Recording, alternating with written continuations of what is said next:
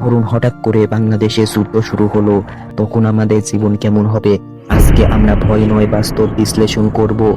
যুদ্ধ হলে কি কি প্রভাব পড়তে পারে আমাদের দেশে?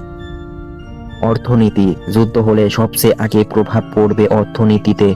ব্যাংকিং সিস্টেম, ব্যবসা বাণিজ্য, রপ্তানি সবকিছু ধাক্কা খাবে। ডলারের দাম বেড়ে যেতে পারে, নিত্য প্রয়োজনীয় জিনিসপত্রের দাম বাড়তে পারে, অনেক কারখানায় খারাপ পরিস্থিতির কারণে বন্ধ করে দিতে পারে।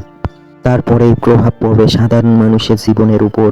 স্কুল কলেজ বন্ধ হতে পারে, ইন্টারনেট বা বিদ্যুৎ সেবা ব্যাহত হতে পারে, অনেক নিরাপদ জায়গায় চলে যেতে চাইবে সবাই, হাসপাতালে চাপ বেড়ে যাবে।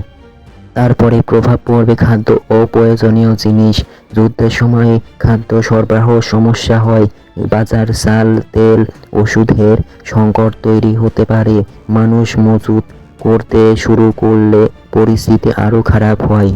এরপরে আন্তর্জাতিক প্রভাব পড়তে পারে। বাংলাদেশ বিশ্ব বাণিজ্যের সাথে যুক্ত।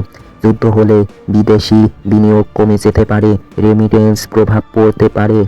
বাস্তবতা। তবে একটা বিষয় মনে রাখতে হবে, বাংলাদেশের শান্তিপূর্ণ দেশ এবং আন্তর্জাতিক সম্পর্ক বজায় রাখে। সরকার ও আন্তর্জাতিক সংস্থা সবসময় যুদ্ধ এড়াতে কাজ করে।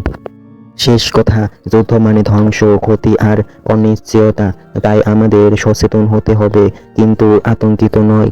শান্তি আমাদের সবচেয়ে বড় শক্তি। আপনি কি মনে করেন? কমেন্টে জানান। এমন বিশ্লেষণ ভিডিও পেতে আমাদের অজানা গল্প কথা চ্যানেলটি সাবস্ক্রাইব করুন।